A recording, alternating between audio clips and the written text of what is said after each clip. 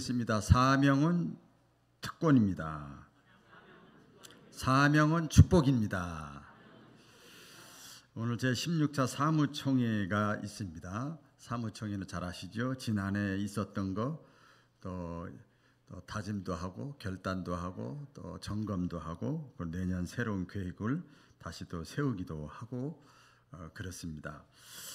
사무총회의 가장 큰 핵심이 뭐냐? 물론 목회 보고도 있고 재정 보고도 있고 여러 가지 보고가 많이 있지만 가장 핵심은 뭔가 하면 일꾼을 세우는 겁니다. 일꾼입니다. 일꾼, 사명자를 세우는 겁니다. 그래서 목회 계획을 아무리 잘 세워도 혼자 못하는 거예요. 같이 해야 됩니다. 동역자가 필요합니다.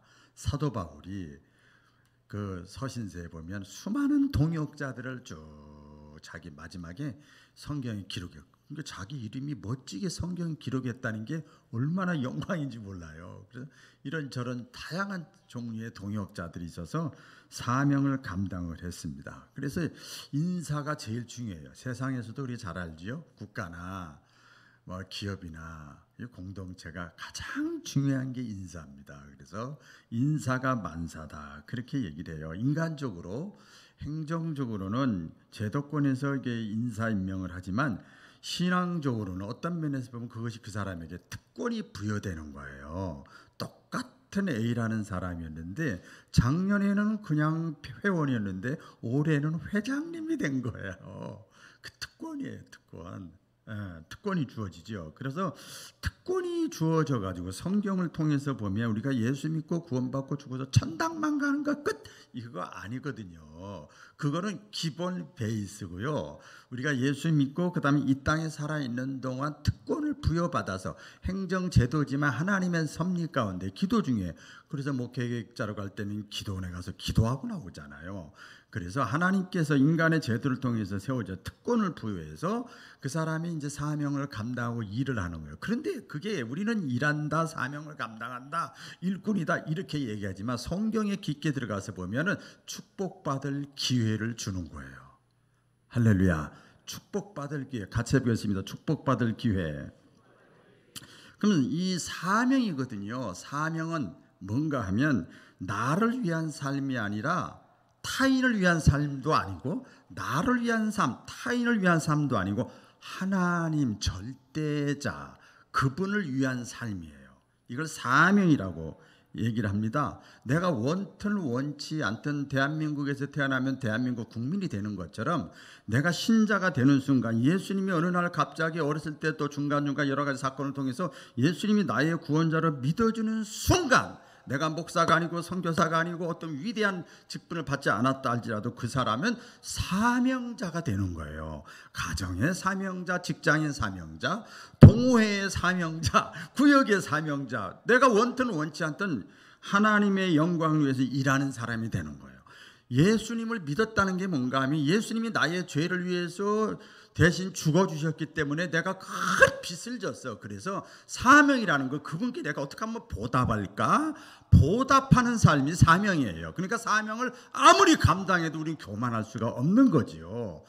보답하는 삶이에요. 이 진리를 깨달은 사도 바울이 고린도전서 10장 31절에 보면 멋있는 말씀을 하잖아요. 고백을 하잖아요. 그러므로 먹든지 마시든지 살든지 죽든지 무엇을 하든지 내가 구원의 은혜를 받았으니 내가 그것을 사명을 감당해 어떻게 내 보답할까? 하나님의 영광을 위하여. 그렇게 고백을 했습니다. 사명이 축복인 이유가 있습니다. 사명이 축복인 이유가 있습니다. 자막 올려주세요. 구원은 여러분 믿음으로 받아요. 아시죠? 이거는 천번 만번 들었죠.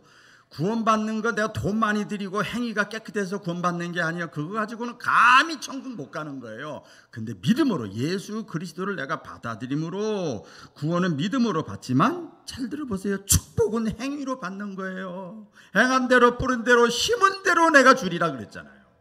그렇죠? 이게 아주 진리입니다. 우리 신자에게 향하신 메시지가 뭐냐? 예수 믿는 자에게 향하신 하나님이 주시는 메시지가, 성경의 메시지가 뭐냐면, 내가 너를 생명을 주었고 너를 살려 주었으니 이제는 좀 나를 위해서, 짧은 인생이지만 나를 위해서 살아다오. 그래서 이 사는 것이 행위죠. 이 행위를 다른 말로 하면, 신앙적인 표현을 제가 쓰면 사명이고 충성이고 헌신이고 수고고 정성이고 땀이고 노력이고 순종이고 감사고 전도고 구제고 성교고 화평케 하는 거고 용서하고 사랑하는 거예요. 예수님 흉내내는 거예요. 그래서 예수님의 이름이 더 높이게 하는 거예요. 그렇게 살면, 그런 행위를 살면 하나님 너무나도 참 감사, 당연한 건데, 주님이 나에게 주신 은혜에 내가 아무리 보답해도, 어떤 행위를 해도 내가 뭐 당연히 할 일을 한 것뿐입니다. 이런데 우리 성경에 보면 하나님이 여러 가지로 말씀합니다. 그러면 네가 그렇게 살면, 당연한 보답의 삶을 살았다 할지라도 내가 너에게 복을 주겠다. 할렐루야. 복을 주겠다. 여러분, 수고해야 수입이 있는 것처럼 내가 사명을 감당하고 쓰임받음이 있어야 그게 축복으로 연결되는 거예요. 믿으시면 크게 아멘. 두 번째, 사명이 특권인 이유가 있습니다. 사명이 특권이에요. 여러분, 하나님의 일은요 아무에게나 맡기지 않습니다. 아무에게나 위임하고 분담시키지 않습니다. 하나님은요 자기 자녀에게 일을 맡깁니다. 지금 대선후보에 놓고 보면 각 캠프별로 막 들어가지요. 이제 그 사람들이 일하는 거지요. 아무에게나 일 맡기는 거 아니지요. 그렇기 때문에 하나님의 자녀가 된 것은 특권입니다. 일단 기본 베이스, 이제 하나님의 영광을 위해서 세계적이든 국내적이든 바울교회에서든 구역에서 기관이든 셀이든 내가 일할 수 있는 특권을 부여받은 거예요. 요한복음 1장 12절에 보면, 영접하는 자 곧 그 이름을 믿는 자들에게는 하나님의 자녀가 되는 뭘 줬어요? 권세, 특권을 줬다는 거예요. 여러분, 다른 교인이 우리 익산의 초교파적으로 성결교단에 제가 뭐 연합회 할 때 보니까 진짜 탐나는 신자들 많아요. 진짜 알짜배기 신자 많아요. 그렇다고 그래서 우리 교회를 그 사람한테 맡길 수가 없어요. 절대 할 수가 없습니다. 우리 교인 중에서만 가능합니다. 하나님의 자녀에게 그 일을 맡기는 거예요. 그래서 사도 바울은 서신서에 여러 권을 썼는데 하면서 항상 자기 자신을 얘기합니다. 내가 사도로 부르심을 받았다. 사도로, 하나님의 자녀이지만 사도의 직분, 권세. 그래서 직분을 받은 것은 하나님이 주신 특권인 것을 믿으시기를 바랍니다. 이 성 프란시스라고 하는 사람이 있는데요. 이 사람이 하나님의 자녀가 된 이후에, 예수님이 믿어진 이후에, 웬 말인가, 웬 은혜인가, 왜 그렇게 은혜가 큰가, 내 남은 생에 몸 들여도 시간 들여도 모든 것 에너지 다 들여도 다 갚을 길이 없습니다. 그러면서 평화의 기도를 했어요. 하나님께 기도를 했어요. 주여 나를 평화의 도구로 써 주소서. 미움이 있는 곳에 사랑을, 다툼이 있는 곳에 용서를, 분열이 있는 곳에 하나됨을, 잘못이 있는 곳에 진리를, 의심이 있는 곳에 믿음을, 절망이 있는 곳에 희망을, 어둠이 있는 곳에 빛을, 슬픔이 있는 곳에 기쁨을 심게 하소서. 위로받기보다는 위로하고, 이해받기보다는 이해하고, 사랑받기보다는 사랑하게 하소서. 우리는 줌으로써 받고 용서함으로써 용서받으며 자기를 버림으로써 영원한 생명을 얻고자 함입니다. 이야, 멋있는 기도를 했어요. 그렇다면 질문을 하나 마지막으로 하겠습니다. 사명을 맡은 자, 이 특권을 가진 자에게, 하나님의 자녀가 된 자에게 오늘 사무총회를 통해서 어떤 특권 부여, 직위가 부여졌단 말이에요. 인간의 제도지만 그런 자에게 하나님이 요구하는 게 뭘까요? 충성입니다. 너 이름 걸고 목에 힘주고 어깨에 힘주고 너 이렇게 딱 하고 평가하고 딱 이렇게, 그거 아니에요.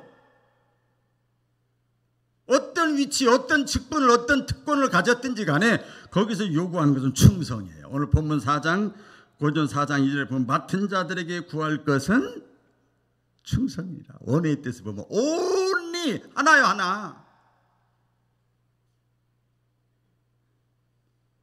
코는 코 역할만 잘하면 되는 거예요. 주님의 몸에서. 귀는 귀 역할만 잘하면 되는 거예요. 손은 손 역할만 잘하면 되는 거지요. 왜 손이 귀에게, 귀가 코에게 말을 합니까? 이거 아니야. 맡은 자들에게, 나에게 맡겨진 것, 자들에게 구할 것은 충성이니라. 그럴 때, 충성할 때 우리 하나님은요 얼마나 좋으신 하나님인지 당연한 건데도 헛되지 않게 하세요. 할렐루야. 헛되지 않게 하시오. 이걸 다른 말로 하면 축복해 주시는 거예요. 자, 우리 성경 마지막 고린도전서 15장 58절 다 같이 읽겠습니다. 시작.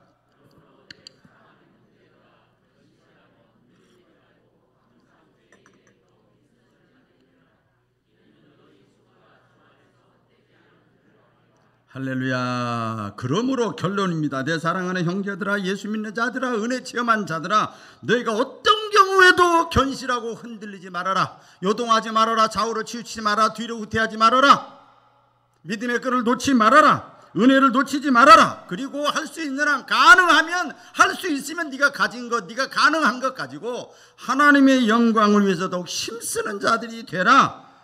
그러면 너희의 수고가 결단코 어떤 모양으로든지 간에 헛되지 않게 하겠다. 그래서 사명은 여러분 특권이고 축복입니다. 이걸 마음속에 명심하시고 우리 남은 생에 멋지게 쓰임받는 저와 여러분 되시기를 축복합니다. 기도하겠습니다. 하나님